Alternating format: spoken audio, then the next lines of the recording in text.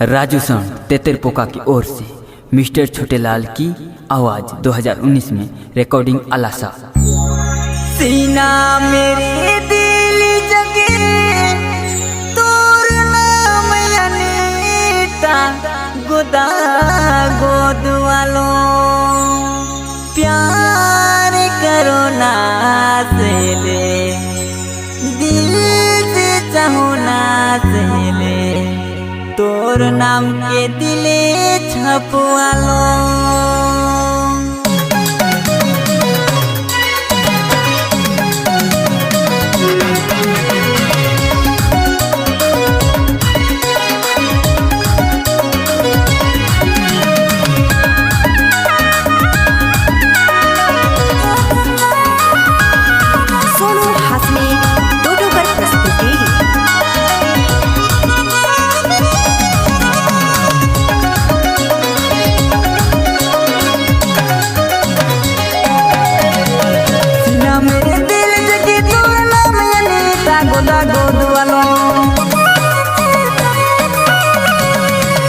मेरे दिल जगे तोर नाम अनीता गोदा गोद वालो प्यार करो ना से ले दिल से चाहो ना से ले तोर नाम के दिले छपवालो प्यार करो ना से ले दिल से चाहो ना से ले तोर नाम के दिले छपवालो।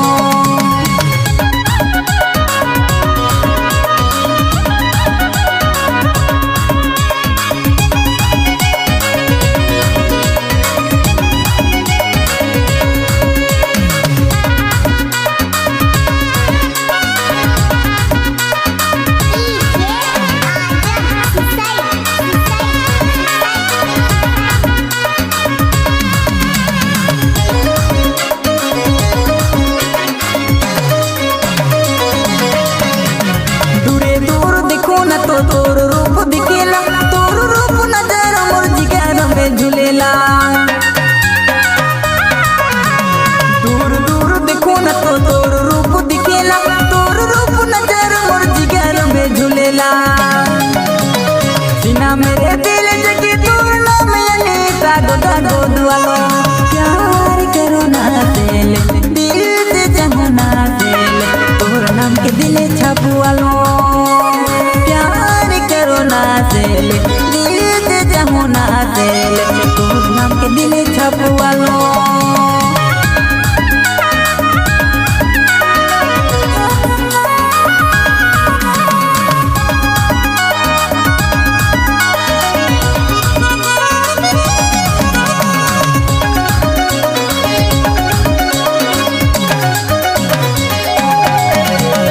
अपन मुके बना ले दिले तोर बता ले सात जन्म सात देबू धोखा नहीं देबू रे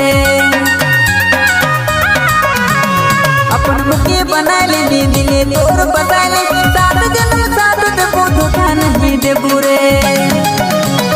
सीना मेरे दिल जगे तोर नाम अनीता गोदा गोद वालो प्यार करो ना से ले दिल से चाहो ना से ले तोर नाम के दिले छपवालो प्यार करो ना से ले दिल से चाहो ना से ले तोर नाम के दिले छपवालो।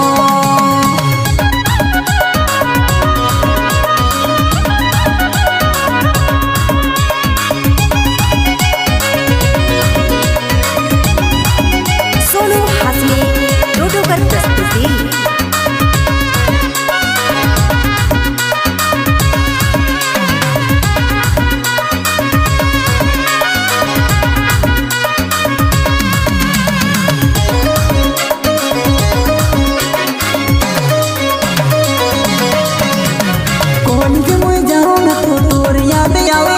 किताब के खोलो न तो तोर फोटो दिखेला कॉलेज में जाओ न तो तोर याद आवेला किताब के खोलो न तो तोर फोटो दिखेला।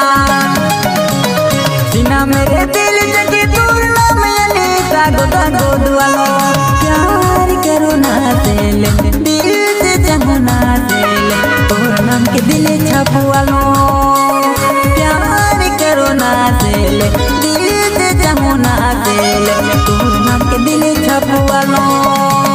सीना मेरे दिल दागो दागो दुआलो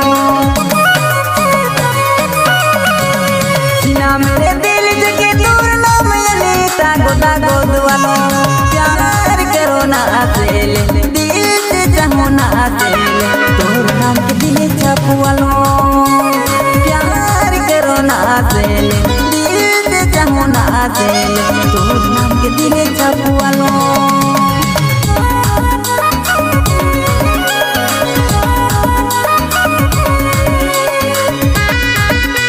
एंड टोटो की प्रस्तुति मिस्टर छोटेलाल आवाज यूट्यूब चैनल की ओर से।